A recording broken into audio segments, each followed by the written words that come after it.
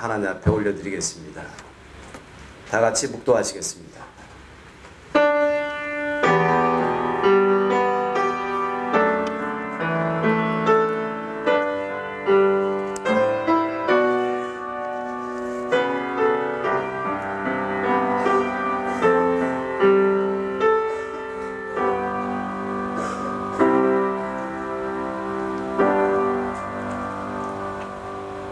일어나라 빛을 발하라. 이는 내 빛이 이를 얻고 여호와의 영광이 내 위에 임하였음이니라.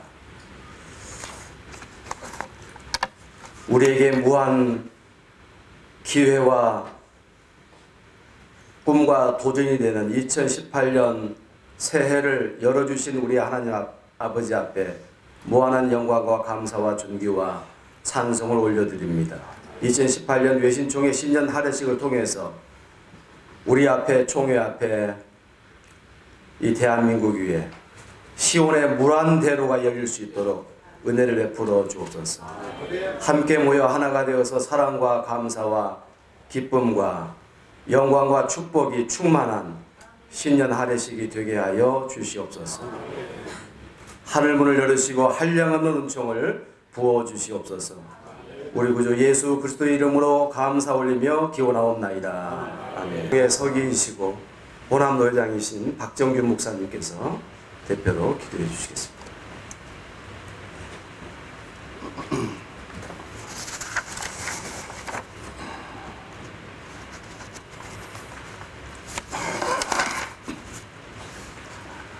너희는 이전 일을 기억하지 말며 옛날 일을 생각하지 말라. 보라, 내가 새 일을 행하리니 이제 나타낼 것이라. 임마누엘 하나님, 저희들에게 신년의 복을 주시니 참 감사합니다. 여호와 이레의 하나님, 저희들에게 새로운 꿈과 비전을 주시니 찬양과 영광을 돌립니다. 특별히 우리 외신을 사랑하셔서 은혜와 평강의 복을 주시니 감사를 드립니다. 또한 광활한 가나안이 보이는 무술년의 여리고 문턱에서 뜻깊은 신년 할애 은총을 주시니 감사를 드립니다. 달란트를 공의롭게 생하시는 주님, 그동안 저희들이 주님 앞에서 열심히 충성을 한다고 하였으나 너무나 부끄러운 것들 뿐이고 모든 영광을 주님께 돌리지 못하였습니다. 용서하여 주옵소서. 그리스도의 보혈로 덮어 주옵소서. 2018년 새해에는 우리 모두가 주님 앞에서 더욱 최선을 다하여 맡기신 사명을 잘 감당하고 이름 없이 빛도 없이 감사하며 섬기고 모든 영광을 주님께만 돌리게 하옵소서.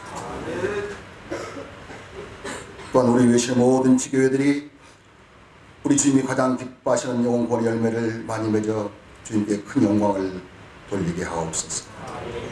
그리고 우리 외신의 모든 가족들이 동거하고 연합하여 주님의 거룩한 뜻을 이루게 하옵소서.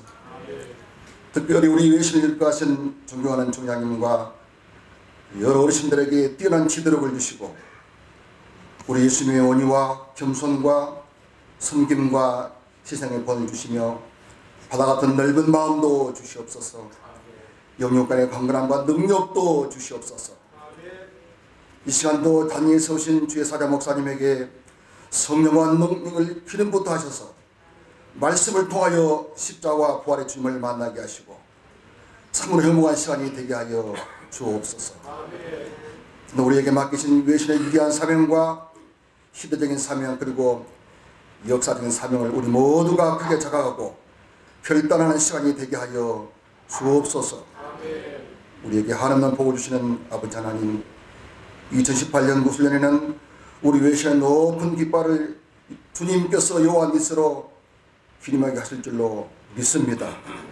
우리 외신과 이스라엘의 찬송과 교포하시는 주님을 송축하며 세를 향하시고 성취하실 예수 이름으로 간절히 기도드리옵나이다. 아멘.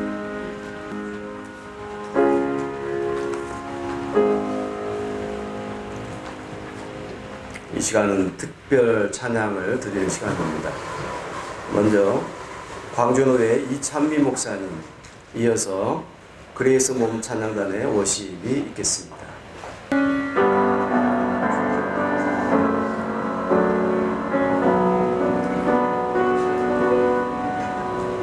난 지극히 잘한 자 죄인 중에 계신 모이가 나 부르셔서 간절한 길에 와서만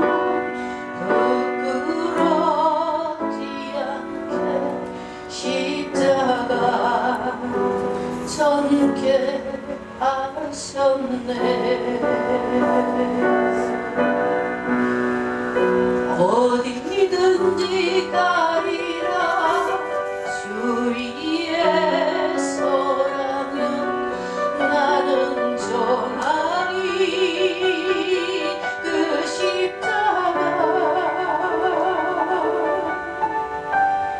내 몸에 밴 십자가 그 고열의 향기 온 세상 채울 때까지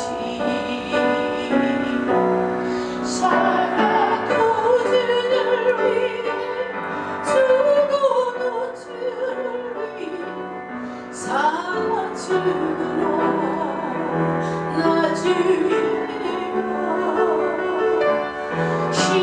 십자가의 능력 십자가의 소망 내 안에 주와 사시는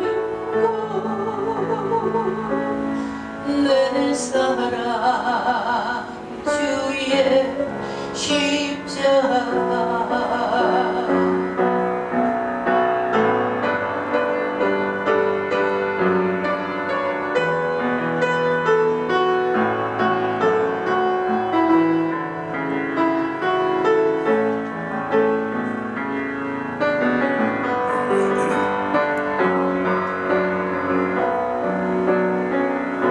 살아도 주를 위해 죽어도 주를 위해 살아 죽으나 나 주의가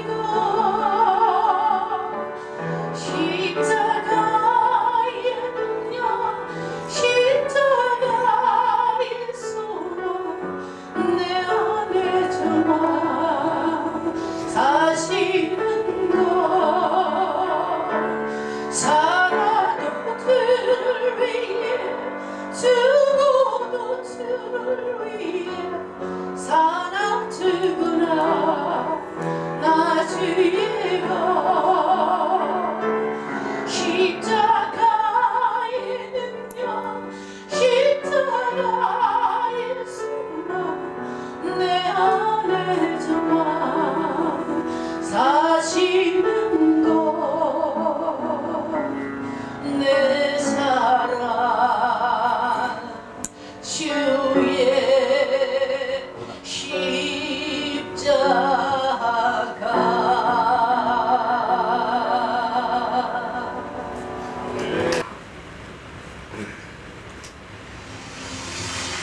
우리 믿음의 고백을 기뻐 받으시는 주님께 더 큰 박수 쳐드립니다.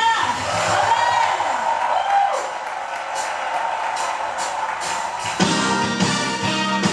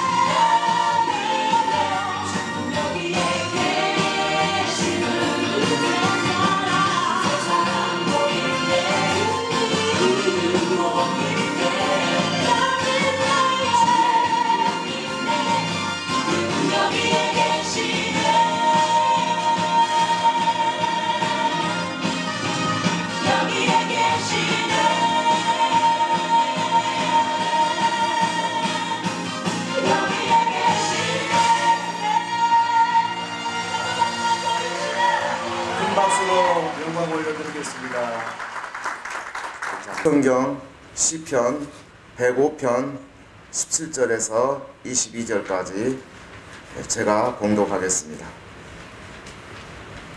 그가 한 사람을 앞서 보내셨으며 요셉이 종으로 팔렸도다. 그의 발은 착고를 차고 그의 몸은 쇠사슬에 매였으니 곧 여호와의 말씀이 응할 때까지라. 그의 말씀이 그를 단련하였도다. 왕이 사람을 보내어 그를 석방하며 뭇 백성의 통치자가 그를 자유롭게 하였도다. 그를 그의 집의 주관자로 삼아 그의 모든 소유를 관리하게 하고 그의 뜻대로 모든 신하를 다스리며 그의 지혜로 장로들을 교훈하게 하였도다. 아멘. 국제신학대학원대학교 현 총장이시고 광주 혜성교회를 담임하고 계십니다. 안성삼 총장님, 박사님 나오셔서 말씀 주실 때 오늘 설교 전문을 또 유인물로 이렇게 나눠드렸습니다. 은혜 많이 받으시기를 부탁을 드립니다. 총장 10년 첫 할애 인사회니까 우리 교단 어르신들이 말씀을 전해야 마땅한 것 같아서 제가 제 자리가 아닌 것 같은 생각을 해서 말씀드렸더니 워낙 외신 우리 교단 형제님들이 마음이 넓어서 누가 와서 설교를 해도 괜찮은 것 같습니다. 그래서 부담 갖지 말고 오라고 그래서 왔고요. 또 아마 동네 가까이 있어서 저를 부르지 않았나 그런 생각을 하고요.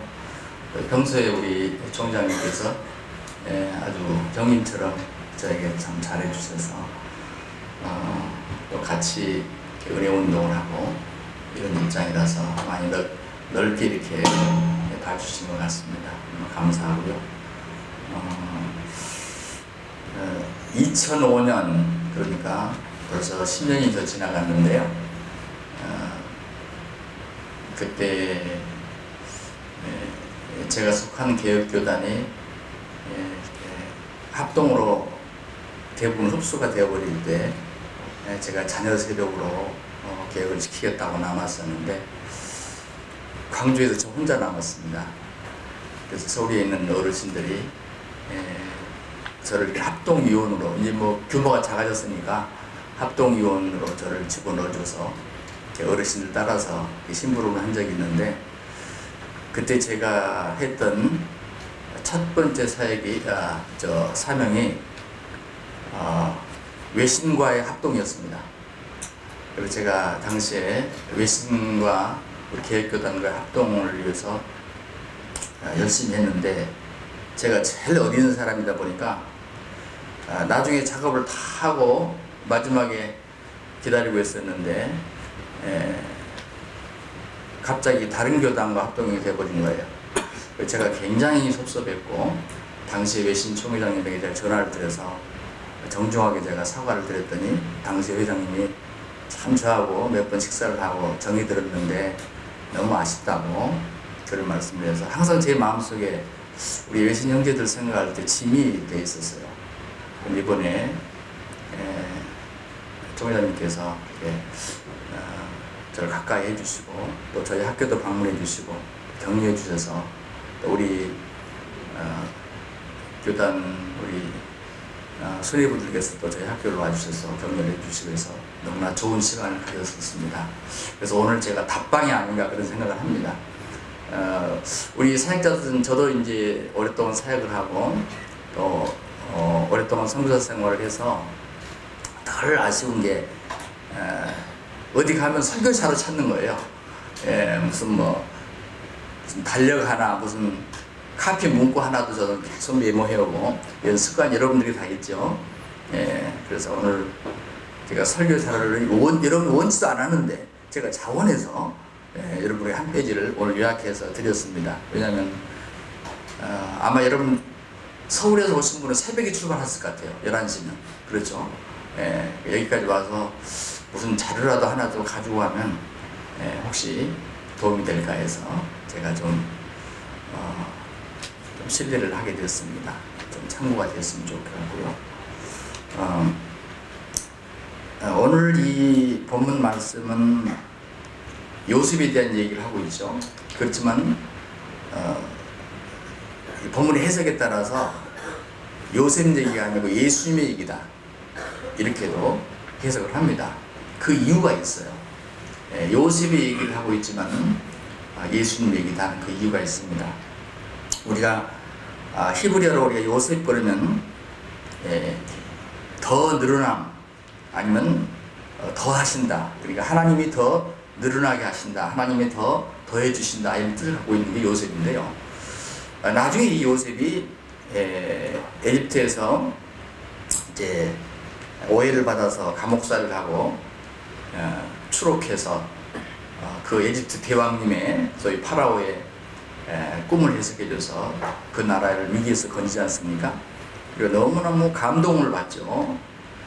그래서 요셉에게 에집트 사람들이 자기 이름을 또 지어줍니다. 요셉 말고 에집트식 자기 이름을 또 지어주는데 사브낫 바레아라. 사브낫 바레아라는 뜻은 뭐냐면 세상의 구원자라. 당시에 위기에 처한 에집트 사람들은 자기 나라가 전 세계라고 생각했어요. 당시에. 세상의 구원자라. 여러분이 세상의 구원자라, 사브낫 바레아라는 말을 들을 때 얼른 여러분 머릿속에 스쳐가는 거예요. 세상의 구원자. 누가 떠오르십니까? 당연히 우리가 섬기는 예수님이 구원자로 떠오르지 않습니까? 그렇다면 우리가 비록 세상 사람들이, 에집트 사람들이 지어준 이름이긴 하지만 성경에는 왜 일부러 이 이름을 넣었을까를 생각해야 됩니다. 그냥 이름 없이도 사건만 설명하고 지나갈 수 있는데, 물론 성경에는 계속 요셉이라고 합니다만은 한 번쯤은 사브낫 바레아라, 에집트 사람들이 이렇게 이름을 파라오가 지어줬다는 말을 하고 지나갔거든요. 우리 목사님들 좀 사역자들이기 때문에 제가 성경을 뭐 일일이 찾지는 않습니다. 대충 아는 사건이니까. 그것은 소위 예표론적인 얘기입니다. 타이포스. 다시 말하면 예수님의 얘기는 요셉의 얘기고, 요셉의 얘기는 예수님의 얘기다 라고 하는 것을 비유적으로, 표상적으로 보여주는 것이란 말입니다. 예를 들어서 요셉이 자기 형제들에게 버림을 받았습니다. 예수님은 자기 백성들에게 버림을 받았습니다. 요셉은 배신당해서 20냥에 팔렸습니다. 예수님은 배신당해서 30냥에 팔렸습니다. 요셉은 비천한 종으로 일을 했고, 예수님은 겸손한 종으로 오셔서 사역하셨습니다. 요셉의 형들이 그를 죽이고자 했습니다. 그래서 결국은 에집트에 노예로 팔려갑니다만은 아기 예수님도 헤롯의 살해 위협에 피해서 잠시 에집트에 간 적이 있다고 성경은 기록하고 있습니다. 요셉은 보디발의 아내에게 무고를 당합니다. 예수님도 재판장에서 무고를 당했습니다. 근데 성경에 많은 인물들이 장점도 있지만 단점이 꼭 꼬집어지는데, 요셉은 성경이 기록하기를 단점이 기록되어 있지 않습니다. 예수님도 빌라도를 통해서 이 사람 무고한 사람이라는 선언을 이미 받았습니다.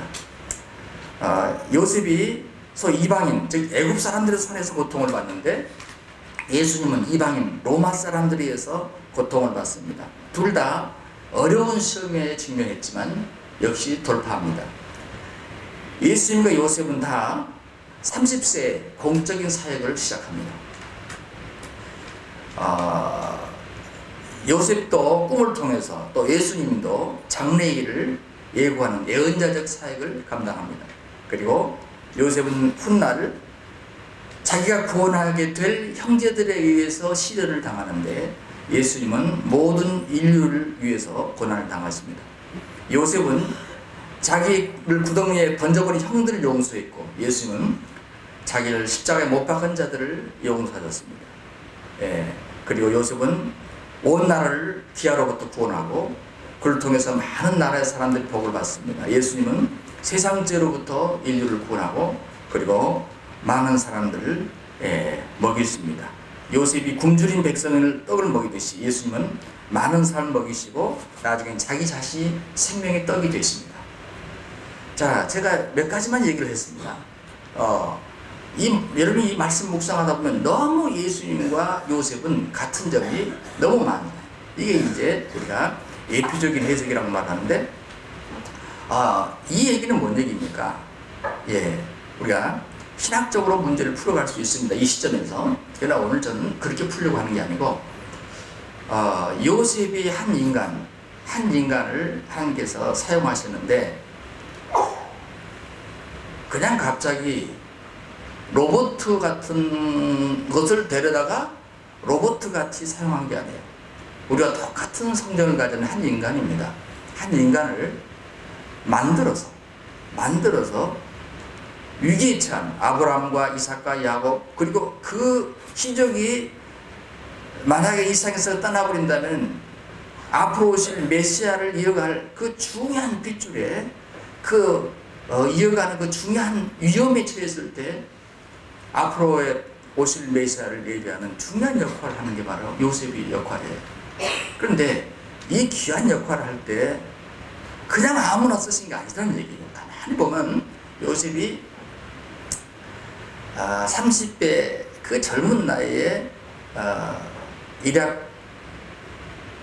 감히 상상도 못할 큰일을 대에집트에서 맡게 됩니다만, 그러나 그 에집트에서 총리 대신 되는 게 중요한 게 아니고 그 일을 통해서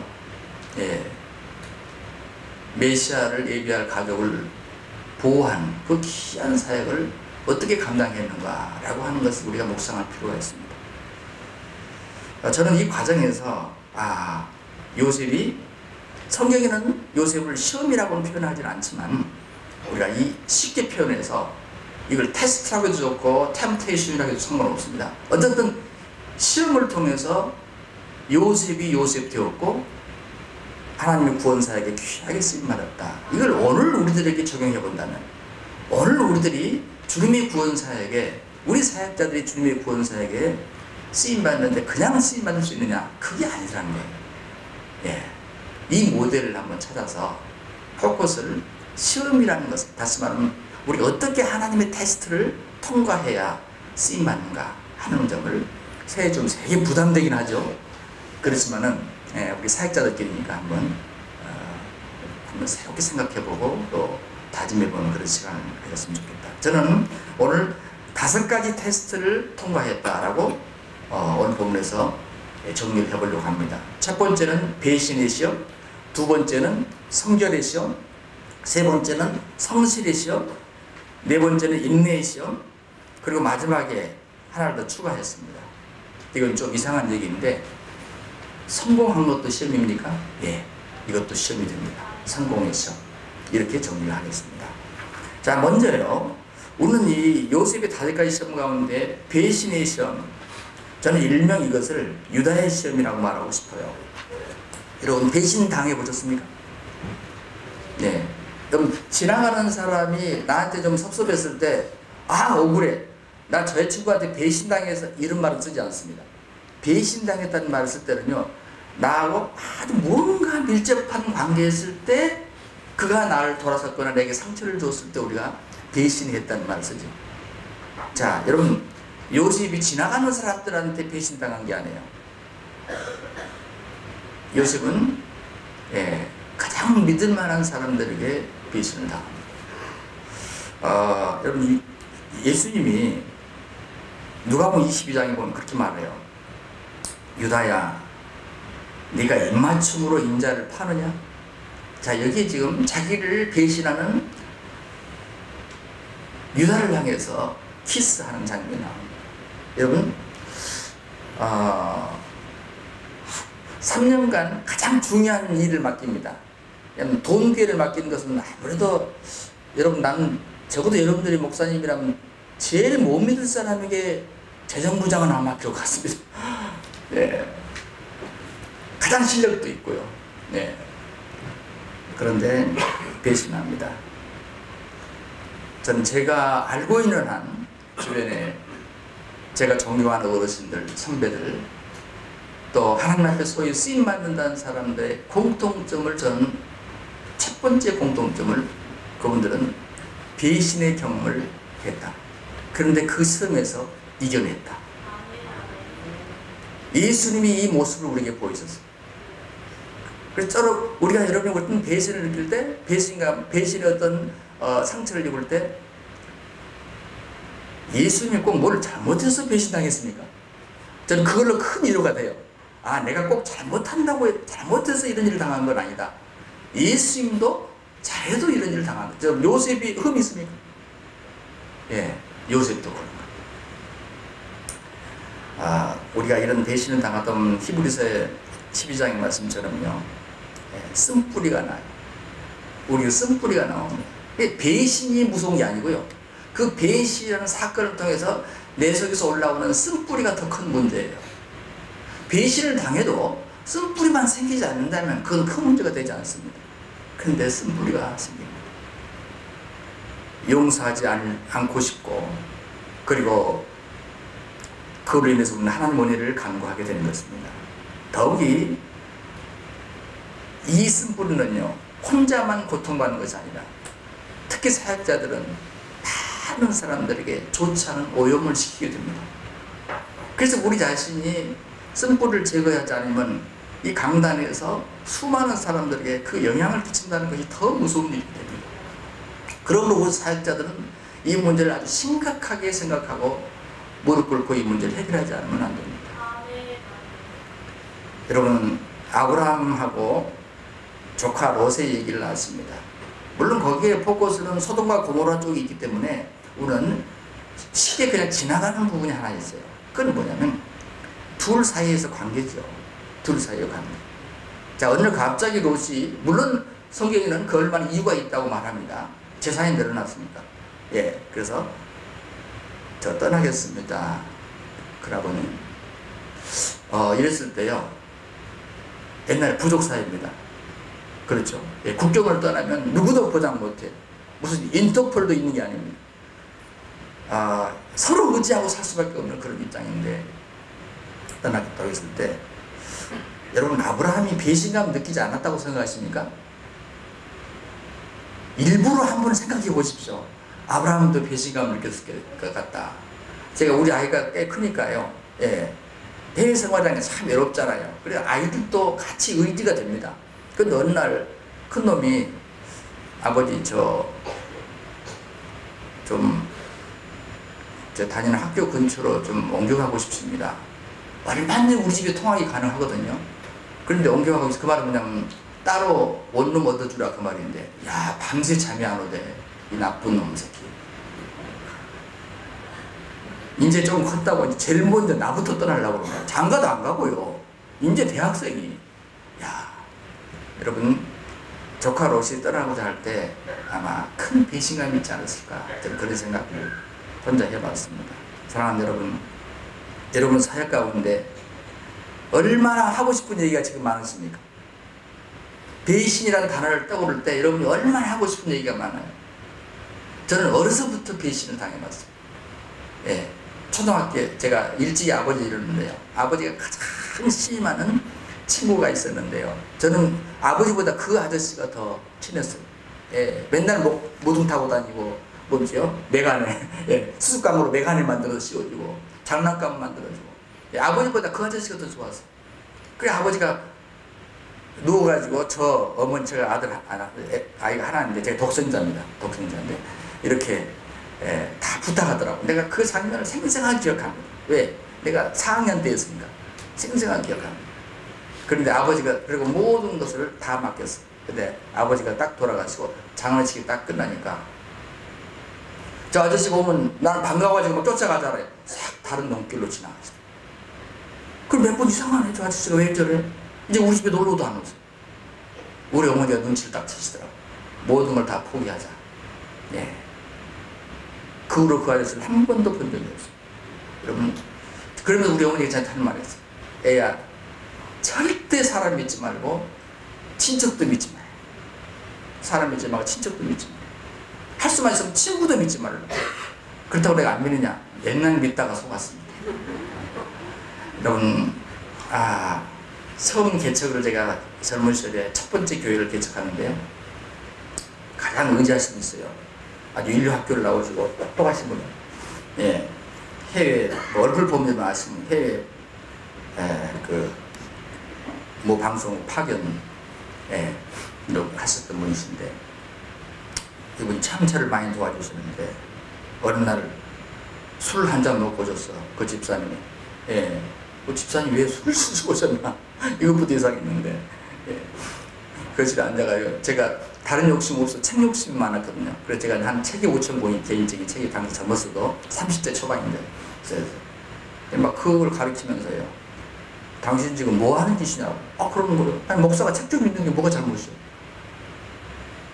그때부터는 책을 없애기 시작했습니다. 아 책도 목회에 지장이 되는구나. 지금은 천주교인대에서 이분이 저기 절간에 절 밑에 집을 짓고 스님들하고 놀고 있다는 얘기를 들었습니다. 제가 어떤 분이 참 독자였어요. 그분도 독자였고 얼마나 서로 의지가 되는지 몰라. 예, 그리고 머리가 좋아요. 혹시 여기 머리 좋으신 분 계십니까? 나는 그거부터 머리 좋은 사람을 정말 싫어합니다. 예, 저같이 막장하는 사람은 좋아요. 근데 아주 머리가 좋은 친구예요. 예, 모습 회사에 참 대단한 친구인데 제가 목사는 다 꿈이 교회당을 짓는 거잖아. 예, 프로젝트를 진행하는데 어느 날 그냥마다 술 한 잔 먹고 성경책을 들고 왔어. 예, 그리고 성경책을 펴고 예, 목사님의 성경 해석이 잘못됩니다. 이게 맞지 않는 것 같습니다. 아니 나는 그래도 제대로 신학을 한 사람인데 예, 결국은 그보다 더 아픈 것은 주변에 내게 친했던 모든 친구들 사이에 다 들어가서 다 이간질 시켜서 그 좋은 친구를 지금도 저는 생각하면 막 가슴이 아픈 게 예, 그분 놓친 건 괜찮아. 그런 겁니까? 내가 그렇게 좋았던 모든 친구들이 그 한 사람의 이간질로 인해서 다 한 사람씩 제 곁을 떠나왔어. 그게 가장 지금까지 아까워. 너무 아까워. 그런 시절이 있었습니다. 그럼 제가 서울에서 교육조종사 시절에, 신학생 시절에, 신학부 시절에 교육조종사를 했는데요. 목사님이 40일 금식을 가신 거예요. 그러니까 뭡니까? 네, 교회가 큰 교회가 아니니까 다 나한테 맡기는 거예요. 학교 공부하려 새벽 기도부터 인도하는 게 얼마나 힘듭니까? 그리고 예배를, 주일 예배를 인도를 안 해봤으니까 이게 예배를 시간을 1시간 맞추는 게 가장 문제예요. 그렇지 않습니까? 그러니까 이거 순서, 예배 순서를 제가 얼른 봐가지고 그냥 다른 것을 빨리 올리고 예, 뒤에 광고 같은 게 있잖아요. 올리고 내가 나중에 설교가 아차 시간이 지나면 설교를 끝내버리려고 뒤로 했는데 한 분이 안수 집사님이 금식 기도하시는 목사님한테 가고 큰일 났습니다. 저 교육전사가 이 교회를 목사님한테 뺏어가려고 그럽니다. 주보도 마음대로 바꾸고 예배 순서도 마음대로 바꿔버렸습니다. 그러니 그 목사님 세상에 금식하고 회복도 하기 전에 3일 만에 내려오셨어요. 그 다방에 나 불러가지고 왜 이 교회를 네가 가져가려고 하느냐. 그래서 아니 목사님 저는 교육전도사입니다. 난 지금 공부하기도 바쁜데 무슨 남의 교회를 가져갑니까? 근데 목사님 사모님 또 두 분이 목사님 여동생 부부가 그 교회를 같이 도왔거든요. 개척하다 보니까. 그러니까 목사님한테 가서 당신 없을 때 안전도사가 얼마나 고생했는데 이 교회를 지킨다고 고생했는데 수고했다는 말은 못할 망정 당신이 어떻게 그럴 수 있냐고. 당신은 40일 금식기도 헛것했구만. 사모님 막 그러더라고. 예. 그러니까 사모님이 보증을 해주는 거예요. 그래도 목사는 시험 들면 끝나더구만. 사모님 말도 필요 없어. 이 두 여동생이 아무리 안전도사를 변호해도 필요 없더라고. 그래서 제가 눈물을 머금고 그 교회를 떠난 적이 있습니다. 자, 여러분 제가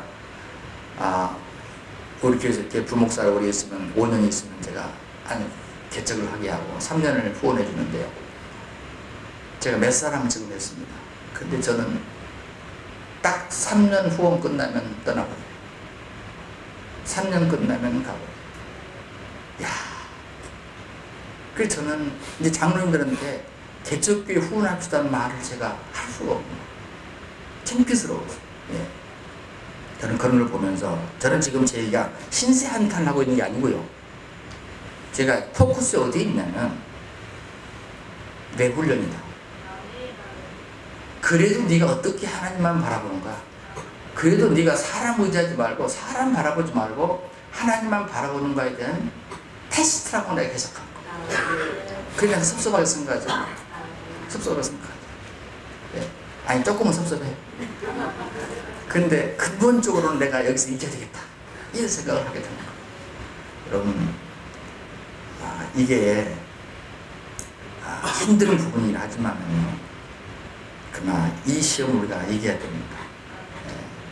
쉽지는 않겠죠. 그러나 이겨야 돼. 두 번째 테스트는요, 성결함의 시험이죠. 여러분 잘 아시죠? 예, 너희로 팔려갔던 요셉 고위 관리 보디발에게 넘어가지고, 예, 17세 보디발은 히브리 소년에게 자기 소유를 다 맡기고, 그리고 위임합니다. 사역을 위임합니다. 그 가정의 총무로 집사로 일을 하게 되죠. 여러분, 그런데요, 아무리 어떤 훌륭한 신앙이 깊은 사람도 이 보통 10대와 마찬가지로 이 요셉의 혈관 속에서도 남성 호르몬이 흐르고 있었습니다. 그런데 어느 날 외로운 주인의 아내가 유혹을 합니다. 아마 남편은 맨날 전쟁 들어가서 외로웠던 것 같습니다. 그 보디발의 아내가 누구냐면요, 당시 미스 에집트 출신이었어요. 네, 얼마나 예쁜 여자인지 못지도 않네. 첫날이라고 굉장히 긴장하신 것 같은데. 근데요, 그 여인이 유혹할 때 여인이 날마다 요셉에게 청하였으나 요셉이 듣지 않냐요. 동침하지 않을 뿐만 아니라 함께 있지도 않냐요. 확고한 태도를 견지했습니다. 요셉을 성적으로 유혹했던 여자는 그냥 여자가 아니고 그 요셉의 삶을 좌지우지할 수 있는 권한을 갖고 있는 여자였어요. 이게 어려운 것입니다. 그런데 그가 취한 유일한 행동이 무엇입니까? 도망가자. 달아난 것이었어요. 보디발이 집에 들어오니까 아내가 요셉이 얼마나 급했으면 옷을 놓고 도망갔겠어. 그런데 그걸 보여주면서 나를 희롱했다. 나를 성폭행하려고 했다. 이 말을 들은 보디발은 요셉을 감옥으로 보냅니다. 아마 분명히 보통 사람 같으면 죽였겠죠. 그러나 아마 보디발은 대충 알았을 것 같아요. 죽이지 않은 걸 보면 아, 이거 분명히 뭔가가 있다. 요셉이 그럴 놈이 아니다는 걸 얼마나 알아서. 그러나 당시 상황에서 분위기로 봐서 감옥에 집어넣을 수밖에 없었겠죠. 그 위치상. 여러분, 이런 성결함을 고수한 결과 요셉에게 어떤 보답이 있었습니까? 아니에요. 반대입니다. 오히려 억울하게 투옥됩니다. 때로는 의로운 자가 자기의 성결함으로 인해서 헛된 대가를 칠 수도 있습니다. 하지만 성결함의 시험은 늘 그런 것입니다. 하나님은 우리를 저자의 자리로 높이기 전에 기꺼이 헛된 대가를 지불하게 하는데요, 그 가운데 하나가 바로 이 부분입니다. 원수 마귀들은 페어플레이를 하지 않습니다. 우리는 세 명의 대적과 항상 맞서고 있습니다. 둘은 외부적인 것이고 하나는 내부적인 것입니다. 외부적인 것은 세상과 마귀, 그리고 내부적인 것은 육신입니다. 마귀는 영적 대결을 항상 우리들에게, 그래서 항상 우리 영혼은 그 싸움의 전쟁터인 것입니다. 그리고 세상은 소위 무난한 이름으로 예수라는 이름으로 시스템이라는 이름으로, 예, 여러분 자동차 파는 것하고 날씬한 예쁜 여자하고 무슨 상관이에요? 예, 라면 하나 파는 것하고 예쁜 여자하고 무슨 상관이에요? 그런데 이 세상은 모든 것을 섹스 어필을 해서 그걸 무난한 이름으로 우리도 모르는 사람 속삭이고 있습니다. 육신은 어떻습니까? 예, 우리 속에서 본질적으로 우리를 공격합니다. 그래서 왜곡된 욕구들로 우리를 유혹합니다. 자, 쌍방간에 밖에서 안에서. 그래서 토마스 아 켐피스는 그런 얘기를 했어요. 우리는 주의해야 됩니다. 유혹 초기에 특히 그래야 됩니다. 왜냐하면 우리 마음 문을 두드리는 대적에게 애당초 문을 열어주지 않으면 그를 제압하기가 더욱 쉬워지기 때문입니다. 여러분, 조금 문을 열어주면 대문이라는 것은요, 남들이 확 열기 쉽습니다. 애초부터 틈을 안 열어줘야 그 문이 열리지 않는 거 아닙니까? 토마스 아 켐피스가 아주 정확하게 얘기를 했습니다. 우리가 이런 성결함의 시험을 어떻게 통과해야 될까? 저는 이 시간에 그 얘기까지 하고 싶지는 않습니다. 시간도 없고. 그러나 여러분, 우리가 다윗도 정말 훌륭한 사람이었지만 두고두고 온 우리들에게까지 내려온 거 뭡니까? 3천이 넘은 지금도 다윗은 참 훌륭한 사람이었지만 그가 이 부분에 실수한 부분에 대해서 성경은 계속 기록을 남기고 있다는 것입니다. 그러므로 우리가 하나님께 쓰임받을 수 있도록 성결함의 시험을 잘 통과해야 됩니다. 더 나가서 성실성의 시험입니다. 여러분 이 성실성의 시험은 요셉이 겪었던 시험 가운데 정말 어려운 거예요. 왜냐하면 우리가 증명할 수 있는 게 노예 신분에 있을 때에도 주인에게 얼마나 성실했으면 그 젊은 청년을 그 가정의 총으로 삼았겠어요. 여러분 감옥에 들어가서도 얼마나 억울한 죄수입니다. 그런데도 얼마나 성실한지 그 감옥에서 인정을 받습니다. 어디 가서나 그런 인정은 그냥 받는 게 아니거든요. 누가 지켜봤다는 얘기 아닙니까? 근데 빈틈이 없이 성실한 거예요. 사랑하는 여러분, 여기 뒤에 선배님들도 계시지만 저도 한 35년 교회 사역을 했습니다. 그런데 크게 배운 게 있는데 그 하나 뭐냐면 하나님이 쓰는 걸 가만히 관찰해보면 재능이 안 타고난 사람도 쓸 수가 있어. 하나님. 왜냐하면 달란트를 줘가지고요 영적 은사를 줘서도 쓰시더라. 꼭 쓰시려면. 그런데 절대 하나님을 쓰지 않는 사람이 있어요. 기고 나라도 절대 쓰지 않는 사람이 있어요. 성실하지 못한 사람 하나님 쓰시지 않아요. 이건 철칙이더라고요. 사랑하는 여러분, 혹시 제가 개인적인 우리 사역자들이니까 사실 목사님 저한테 마음대로 설교를 하라고 그러는데 제가 타임을 딱 늘어놓고 있습니다. 왜냐하면 너무 길게 하면 욕먹을 것 같다. 그리고 순서대로 보니까 뒤가 엄청 많더라고요. 예, 나만 사람이니까 뒤에 사람은 사람이지. 예. 근데 그래도 조금 얘기를 해야 돼. 왜냐면 실컷 와가지고 조금 얘기하다 말다 가버리면 되게 찝찝합니다. 예, 내가 그런 경험을 많이 해봤거든요. 혹시 제 개인적인 얘기를 하더라도 여러분 이해해 주시기 바랍니다. 어느 날 하나님께서 제가 뭐 개척만 6개를 했어요. 개척만 하고 다녔어요. 물론 해외이긴 하지만. 그런데 어느 날 갑자기 저에게 너무 큰 것을 주시는 거예요. 감당하지 못한. 왜냐면 나는 평생 개척만 하고 살 것이라는 그런 다짐을 갖고 사는 사람이에요. 그런데 어느 날 하나님께서 그다고 상관없이 자꾸 막 큰 걸 주는 거예요. 양들도 많이 붙여주고 막. 그러니까 나가 원래 이건 구한 적도 없고 그리고 저는 이런 삶을 원치 않았는데요 라고 했을 때 내 머릿속에 비춰준 게 있어요. 나 이것은 무슨 뭐 신비하기는 말하고 싶지 않아요. 내 머릿속에 싹 스쳐간 장면. 제가 룩셈부르크의 교회를 세울 때요 제가 살던 브뤼셀에서 250km입니다. 직진으로 고속버스를 타고 당시 411번이라는 고속버스를 타고 예, 그리고 쭉 가면 스위스까지 쭉 가는 거예요. 프랑스 스위스로. 근데 250km예요. 그럼 그날 갔다가 말씀 전하고 교인들 양육하고 돌아와야 되는데 교인이 3사람이에요. 제가 2년을 하는데요. 어쩔 때는 별 핑계가 닿습니다. 출발하려고 그러면 아프다고 그럴까 너무 힘드는데 그럼 내가 한 번 안 가면 보름이 되는 거예요. 한 주에 한 번씩 내가 돌아다니니까. 그렇죠. 보름이 되잖아요. 그러니까 보름 만에 간다는 것도 말도 안 되고 안다고 말도 안 되고 하다가 억지로 차를 몰고 시내를 빠져나가고 이제 고속도로를 다 가면 하나님께서 기쁨을 또 다 주시는 거예요. 그럼 막 찬송하면서 또 갔다가 돌아온 밤 12시가 넘으면요 사람이 생생현상 방법이 없어. 저는 고속도로에서 수많은 코끼리도 많이 보고 그 다음에 얼룩말도 보고 많이 봤습니다. 고속도로에서. 예. 유럽의 고속도로가 그렇게 짐승이 많다는 거 여러분 잘 모르시죠? 왜냐면 환상으로 봤다 그 말이에요. 좋으니까 갑자기 앞에 막 뭡니까 하마가 지나가기도 하고요. 지금 하락은 못할 것 같아요. 제가 30대 젊음을 거기서 바쳤는데요. 그 장면을 보여주신 거예요. 내가 새 영혼을 바라보고 그리고 이제 물론 그 다음에 이제 교인들이 늘어났으니까 그리고 또 다른 사역자를 세우신 게 괜찮은데 3년 4년을 계속 다니는 그 장면을 제게 보여줬어요. 주님이 위에서 내가 하는 모습을 다 봤다는 얘기입니다. 네가 저 영혼을 바라보고 정말 한 영혼을 놓고 네가 하는 걸 내가 두고 봤다는 얘기예요. 어느 날 제가 어떤 교회에서 저를 불렀어요. 그래서 나는 이런 교회를 원치 않았는데 나는 원치 않았는데 그런데 또 그 교회를 별로 좋아하지도 않고 난 너무 고생한 기억이 많아서 싫어하는 그런 교회였는데 불렀어요.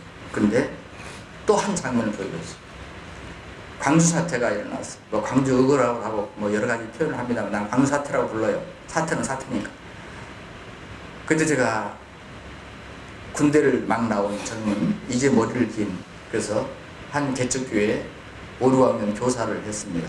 근데 그 교회가 이제 교육전사가 필요하니까 억지로 교인들이 5,000원씩 5,000원 걷어가지고 나는 사례를 5만 원인가 만들어가지고 쌀 한 말 해가지고 저는 교육전사를 하나를 만들었는데 광사태가 나왔어요. 내가 키우는 젊은 아이들이 있는데 막 밖으로 튀어나가려고 그러는 거예요. 예. 그럼 나가면 위험한 거예요. 학부형들이 막 나한테 붙잡아달라고 그러는 거예요. 전사님 말밖에 안 듣는다. 근데 교회를 붙잡하는데 근데 그게 문제가 아니라 교회가 목사님도 그걸 가버리고 관리 집사도 가버리고 여전사님도 가버리고 교회를 지킬 사람이 아무도 없는 거예요. 예. 그때 당시에는 뭐 온 시내는 지금 난리가 나 있는데 예, 주인이 없어. 그래서 제가 총각인 내가 지켜줘. 누가 지키겠냐고 교회를 제가 지켰습니다. 그리고는 마지막 도청이 탈환되는 날 광주고등학교 바로 앞이었습니다. 제가 군대를 갔다 온 지 얼마 안 되고 제가 원래 저격병이기 때문에 총알이 어디로 날라온지 소리만 들으면 각도를 알아요. 바로 제가 2층에 이렇게 했는데 제 머리로 막 타다닥 총알이 날아가는 거예요. 그때 그래 나는 목사가 돼가지고 강단에서 말씀 전하다가 죽는 게 꿈이라고 생각했는데 목사커녕은 그냥 장가도 못 가보고 총각으로 죽는구나. 그러면서 제가 옷을 갈아입었습니다. 새 옷으로 속에 속옷부터 어차피 죽는 거. 그다음에 목사 옛날에 상강상과 하강상이 있었어요. 위는 아무도 못 올라가. 담임 목사님만 올라가. 감히 전사는 못 올라가. 근데 그때 아무 누가 봐. 내가 올라갔어. 그리고 총알이 맞으면 이쪽을 뚫을까 이쪽을 뚫을까. 그리고 피가 흘렀을 때 다음에 내 시체를 발견했을 때 피가 어느 방향으로 흐를까를 혼자 상상하면서 하룻밤을 지냈는데 새벽이 되니까 총소리가 끝나더라고. 도청이 이미 공수부대가 타반이 됐어.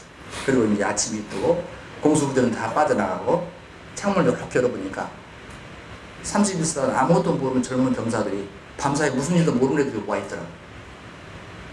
근데 갑자기 그 장면이 떠오르는 거예요. 제가 현재 그 교회 담임 목사입니다. 내 마음속에 나는 그때 네가 모두가 다 도망가고 없을 때 이 교회를 지키는 너를 받고 내가 이 교회를 언젠가 너한테 주려고 했다. 내 마음속에 깨달음이. 여러분 그래서 제가 배운 게 그거예요. 누가 보나 안 보나 성실해야 되겠구나. 보나 안 보나 성실해야 되겠구나. 하나님 앞에서 고랑되고 자세로 살아야 되겠구나. 인내의 시험입니다. 네 번째. 예, 여러분 17의 나이로 팔려갔는데요.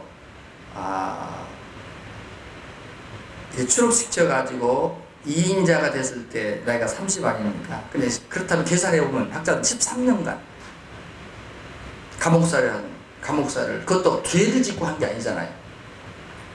죄를 짓고 하는 게 아니다. 예. 여러분 우리가 마지막에 여러분 어떤 장면이 나옵니까? 술 맡은 관원장에 정확하게 꿈을 해명해주고 나가면 자기를 기억해달라고 출국시켜서 도와달라고 그러지 않습니까? 근데 성경 창세기 40장 23절은 술 맡은 관원장이 요셉을 기억하지 못하고 그걸 잊어버렸더라. 하나님이 있게 했겠죠. 2년간을 있게 했겠죠. 어떻게 2년간 기억을 안 나는 게 2년 후에 기억나겠습니까? 있게 했겠죠. 여러분 잠언 13장 12절에 소망이 더디 이루어지면 그것이 마음을 상하게 한다고 그랬거든요.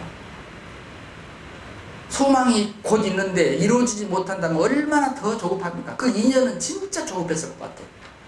그런데 거기서 어떻게 하겠습니까? 참아야죠.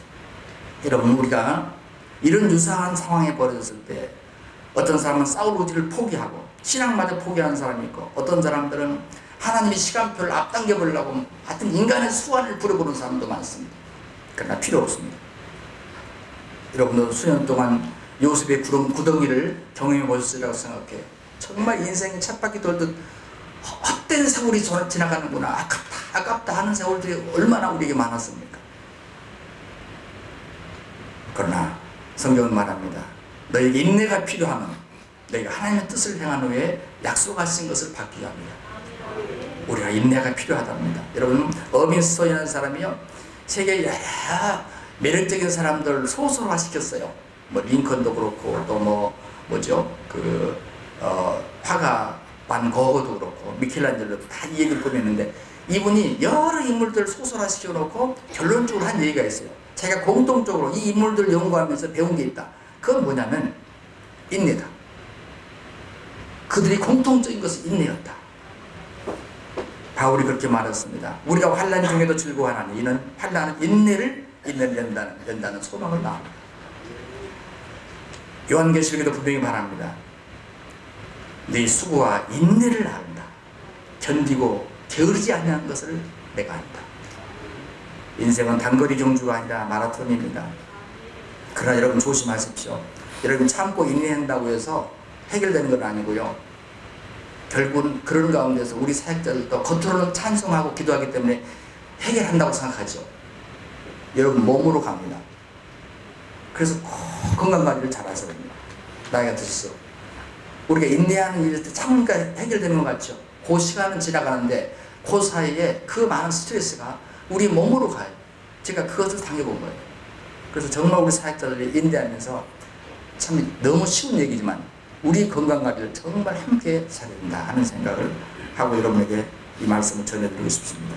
그리고 마지막 하나요. 성공의 시험이죠. 뭐 성공도 시험입니까?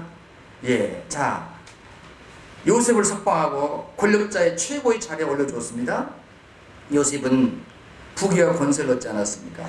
이것도 시험입니까? 이런 시험이라면 난 다 받고 싶다. 아멘. 그런데 여러분 그렇지 않습니까? 우리 주변에 교회를 은퇴하시거나 아니 원로가 돼가지고 모르겠다. 다른 지방은 잘 모르겠는데 내가 이 지방에서 내가 보면서 평생 쌓았던 목회자의 마지막 남은 그 명예를 스스로 무너뜨리는 분들을 많이 봤어요. 목회에 성공했다고 말했던 그분들, 우리가 존경했던 그분들이 마지막에 망가지는 모습을 봤지 않습니까? 그분도 모르는 사이에 망가지는 거예요. 여기에 마지막 함정이 있습니다. 사탄이 여기에 마지막 함정을 파놓고 있다는 것을 우리 사역자들은 꼭 기억해야 됩니다. 찰스 스펄전이 그런 얘기를 했어요. 번창하는 것은 위험한 일이다. 차라리 그리스도인에게 역경의 도가니가 번창의 도가니보다 훨씬 더 심각한 시련이다. 하나님을 잊으려는 교만한 인간의 본성은 너무나 강렬하다. 우리가 크게 성공하면 할수록 교만에 빠질 위험성도 큽니다. 요셉이 직면했던 마지막 시험. 그런데 그는 손에 손가락질을 띄우고 세마포옷을 입히고 금사슬을 목에 걸고 대단한 모습이 성경에 나옵니다. 그러나 그 높은 지위에 올라서도 성경 어디에 교만한 모습 하나 있습니까? 이기심에 사로잡힌 모습이 하나 있습니까? 이건 정말 어려운 부분 아니겠습니까? 어떻게 해서 세상 사람들이 성공했다고 말할 수 있어요? 목회는 성공도 없고 실패도 없습니다만은 세상 사람이 그렇게 말할 수 있다고 말해요. 그런데 여러분 그게 무슨 의미가 있냐는 말이죠. 우리 사역자들은 로이 존스의 목사님의 부인자인 알트 캔들이요. 요셉에 대한 얘기를 할 때 이런 얘기를 했다. 요셉이 존귀하게 되는 날이 마침내 이르렀다. 바로가 자기의 인장 반지를 요셉에게 끼워주었다. 요셉이 그것을 구했던 적은 없었다. 자신도 모르는 사이에 애굽의 수중에 들어왔다. 애굽이 자기 수중에 들어왔다. 이 역시 그가 간구한 적이 없는 일이었다. 캔들이요. 이 요셉을 얘기하면서 이렇게 얘기를 해요. 그러면서 하지만 하나님은 애굽을 원하셨다. 하나님이 원하신 바를 요셉이 가진 것이다. 요셉은 자신에게 맡긴 일에 대해 신뢰를 받았다. 왜냐하면 요셉에게 그것은 그리 큰 일이 아니었기 때문이다. 난 이 부분이에요. 캔들이 정말 잘 말씀합니다. 요셉은요, 감옥에 있을 때나 바로 감옥에서 나왔을 때나 총무로 있을 때나 아니면은 국무총리로 있을 때나 나라의 총무로 있을 때나 집안 총무로 있을 때나 그 마음이 똑같은 거예요. 하나님께서 주시니까 위치 세워놓으니까 내가 하는 거고, 또 하나님께서 그만하라고 하면 안 하는 거고. 그게 뭐가 중요하냐 이거죠. 여러분 이게 쉽겠습니까? 이게 성공의 시험이에요. 이 시험 우리가 이겨야 됩니다. 스코틀랜드 역사가의 토마스 칼라일이요. 역경을 견디기 힘들 때도 있다. 그러나 역경을 견디기보다는 형통함을 견디기가 훨씬 더 힘들다. 오사드 챔버스이 말하기를 갑자기 높아지면 교만과 타락으로 이끌리는 경우가 많다. 가장 견디기 힘든 시험은 형통함이다. 사랑하는 여러분, 오늘 지금 제가 지금까지 말씀드린 이 시험의 앞에 누구도 상관없이 여기를 포함해 저를 포함해서 다 이 앞에 있습니다. 지금 여러분은 이 5가지 시험 가운데 어떤 시험에 처해있는지는 다 헤아릴 수 없겠지만 어차피 우리가 사역자들이 통과해야 될 관문입니다. 관문이에요. 이걸 벗어날 수 있는 길, 피해갈 수 있는 길이 없어요. 그냥 피해가면 그 시기에서 더 오래 지체됩니다. 빨리빨리 통과해야 그 다음 단계로 가는 거예요. 여러분 아멘 하지만 그것이 그렇게 아멘 나올 얘기는 아닙니다. 말씀을 맺겠습니다.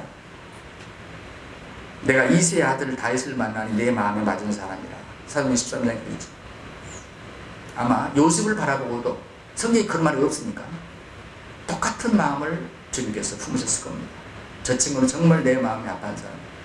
그래서 다른 친구 많지만 내가 저 친구를 쓸 거야. 내가 이집트에 보낸 것도 저 친구를 쓰려고 하는 거야. 그러나 그냥은 못 써. 테스트를 통과한 다음에 합격하면 쓸 거야. 그런데 어떻게 30세에 합격할 수가 있습니까? 이야, 대단하지 않습니까? 예. 저는 60이 넘어도 합격이 안 되는데 어떻게 할 수 있습니까? 우리의 숙제고 금년하는 여러분 하나의 기도의 제목에 이 제목을 넣을 수 있기를 바라겠습니다. 주 하나님 우리 아버지 고맙고 감사합니다. 하나님은 우리의 유익을 위하여 우리를 부르신 것이 아니고 우리를 축복하신 것이 아니라 항상 주님의 유익을 위하여 주님의 영광을 위하여 우리를 부르심을 믿습니다. 그 부르심 까닭에 우리가 이 새해에도 다른 사람에게 축복이 되게 하여 주옵소서.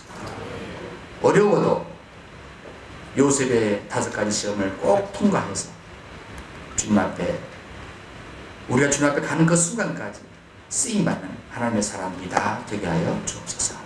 주 예수 이름으로 기도하옵나이다. 귀한 말씀 감사드립니다. 이어서 제1부총회장 오상률 목사님 인도하심으로 국가와 민족, 한국교회와 교단 성장, 종교인 과세 등 현안 문제를 놓고 동성으로 기도하는 시간을 갖도록 하겠습니다. 아니 말씀하신 대로 국가와 민족을 위해서 또 한국교회와 교단 성장을 위해서 종교인 가상 문제 또 우리 총회 발전 문제 또 지교회가 부흥돼서 영광되는 문제들이 우리 삶 속에 산적해 있습니다. 이 문제를 놓고 기도하시겠습니다. 그런데 우리 종들은 식사하시면 하시는 일들이 말씀과 기도로 이렇게 달려왔습니다. 이것들을 하실 때 첫째 이러한 마음으로 해 주셨으면 좋겠습니다. 내 아들이 성공해서 어젯밤에 아버지 앞에 큰 돈을 아버지 앞에 감사로 드립니다. 예를 들어서 100억이라고 해도 좋습니다. 그런데 그날 밤에 강도가 들어왔습니다. 내 아들의 인생을 걸고 축복받은 그 물질을 아버지 앞에 드리고 감을 살리고자 하는데 강도가 들어왔다 그 말입니다. 100억입니다. 엄청난 돈입니다. 강도님 가져가십시오 하시랍니까? 아니면 죽기 안으로 싸우시겠습니까? 두 번째, 여자분들 결혼하시면 자식을 이제 분만하시는데 저는 모르겠습니다. 근데 첫 아들을 낳는 것을 광경을 저는 보았습니다. 그리고 너무나 마음이 아프고 괴로워서 그 분만식을 제가 나갔습니다. 제 힘으로는 내 아내의 고통을 같이 할 수가 없어서 나간 적이 46년 전에 있었습니다. 그러한 마음으로 기도하시고 또 주님은 우리가 기도할 때 창자가 끊어지는 마음으로 기도하시는 것을 원하십니다. 아멘 합시다. 그러한 마음으로 지금 함께 앉은 제목을 통성으로 주여 선창하시며 기도하십니다. 주여 주여 주여. 하나님 아버지 고맙고 감사합니다. 이 민족에 가는 길에 하나님 참으로 어려운 길목에 서 있는 일대가 되기를 원합니다. 하나님이여 이 민족이 57년 전 이렇게 어려운 것 가운데 세계적인 국장으로 만들어 놨는데 영광 가운데 다 사용할 수 있으며 영광 가운데 달려갈 수 있는 이 민족이 될 수 있도록 은혜 베풀어 주시옵소서. 하나님 나라가 대단히 어렵습니다. 주여 이 나라를 지켜주시기를 원합니다. 하나님 5만 개를 지켜주셔서 다시는 문 닫는 기회가 나오지 아니할 수 있도록 하나님은 베풀어 주시고 이곳저곳에서 교회 개척의 소리가 넘치도록 하나님 민족에 다시 한번 구봉의 역사가 나타나도록 하나님 축복하여 주시옵소서. 할렐루야. 새해를 주신 하나님께 찬양과 영광 올려드립니다.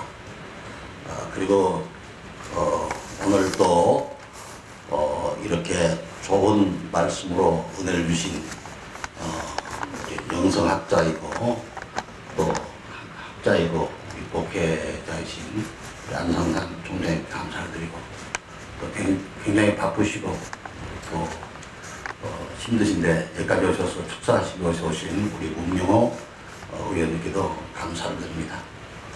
우리 지난해 베풀어 주신 에베네셀 하나님께 감사드리고 항상 우리와 함께 하시는 임마누엘 하나님을 또한 찬양하며 새해도 모든 것을 넉넉히 예배하시고 준비해 주실 여호와 이레 하나님을 기대합니다. 사랑하고 존경하는 매신 총회원 여러분, 2018년도는 새해는 새로운 소망과 비전을 가지시고 힘을 내시길 바랍니다. 예레미야 29장 11절에는 너희를 향한 나의 생각을 내가 아나니 평안이요 재앙이 아니니라 너에게 미래와 희망을 주는 것이니라 하였습니다. 하나님께서 우리에게 미래와 비전과 희망을 주실 것입니다.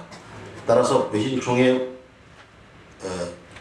외신총회원 여러분, 신년을 맞이해서 부족한 종이 세 가지 당부 말씀을 드리고자 하오니 함께 합력하고 협력해서 선을 이루시기를 부탁드립니다. 첫째, 일어나 복음의 진리로 세상을 밝히는데 주력하는 총회와 노예 그리고 산하 지교회가 됩시다. 이사야 60장 1절 2절 일어나라 빛을 발하나 이는 내 빛이 이렇고 여호와의 영광이 내 위에 임하였음이라. 보라 어둠이 땅을 덮을 것이며 캄캄함이 만민을 가리니와 오직 여호와께서 내 위에 임하실 것이며 그의 영광이 내 위에 나타나리니 나라들은 내 빛으로 왕들은 비치는 내 광명으로 날아오리라. 우리 총회가 지금까지도 노력했지만 새해는 국가의 여러가지 안보 위기 또는 지진 문제 등 사회적 불안과 화재 문제 등 사회적 불안과 포스트 모더니즘 철학사상으로 인한 진리가 혼잡하고 동성애, 이슬람 문제 등 복잡한 사회 속에서 더욱 힘써 기도하며 그리스도 예수의 진리의 복음을 전해야 될 줄 믿습니다. 복음의 빛으로 어둠을 헤치며 죽어가는 영혼을 살리고 잠자는 영혼 깨우며 병든 영혼 일어나게 하여서 어두운 세상을 밝히는 살아있는 총회가 되도록 노력합시다. 우리는 영적으로 한국 사회 곳곳에 있는 에스겔 골짜기를 보아야 합니다. 사명자답게 일어납시다. 이를 위하여 지교회마다 전도하는 교회, 복음 전하는 교회, 그리스도의 사랑을 나누는 교회, 복음의 진리의 깃발을 흔드는 교회가 됩시다. 둘째, 새롭게 변화하고 개혁하는 총회가 됩시다. 우리는 시간이 갈수록 새롭게 변화되어 주님 닮아야 합니다. 고린도서 5장 17절에 너희는 그리스도 예수 안에서 새로운 피조물이라. 보라 이전 것은 지나갔으니 새 것이 되었도다. 2018년도에는 옛 것은 지나고 새 것이 되고 변화된 모습의 총회원이 되길 바랍니다. 더욱 그리스도의 성품과 인품을 담고 그리스도의 사명을 받은 자답게 목회자답게 양을 치는 목자답게 그리스도의 착하고 충성된 종답게 변화되고 개혁되길 바랍니다. 사랑하는 외신가족 여러분, 내가 변화할 때 나의 가족, 나의 교회, 나의 주변 사회 국가가 변화될 줄 믿습니다. 우리 모두가 말씀과 진리에 합당하게 말씀으로 돌아가서 주님께서 기뻐하시는 총회가 되도록 노력하는 공동체가 됩시다. 그리하여 에스겔 36장 25절 27절 말씀처럼 우리에게 여호와의 영을 부어주시고 정직한 영으로 우리 마음을 새롭게 하시고 우리 마음을 부드럽게 하여 말씀에 순종하는 주의 백성이 되어 기도하는 우리 모두의 총회원이 되어야 될 줄 믿습니다. 또한 이제는 뒤에 있는 일은 잊어버리고 앞에 있는 걸 잡으려고 표대를 향하여 그리스도 예수 안에서 부르심을 받은 상을 위하여 달려갑시다. 그렇습니다. 과거에 집착하지 말고 현재 충실하면서 새롭게 변화되고 개혁되어 미래를 행하여 전진하는 총회원들이 됩시다. 셋째, 성장하고 부흥하는 총회를 만듭시다. 새해는 반드시 새 일을 행하시는 하나님의 능력과 손길을 체험하시게 될 것입니다. 시편 기자는 시편 37편 7절에 여호와 앞에 잠잠하고 참고 기다리라 자기 길이 형통하리라 하였습니다. 우리 하나님의 간절한 소원이 있다면 하나님 나라가 확장하고 성장하고 부흥하는 것입니다. 그리하기 위해서 하나님의 간절한 소원이 이루어지기 위해서 지교회마다 전도하고 양육하고 파송함으로 양적 질적으로 부흥하는 교회가 되고 노예가 양적 질적으로 부흥되고 총회가 성장하고 한국교회가 부흥되고 하나님 나라가 확장되는 2018년도 새해가 되기를 소망합니다.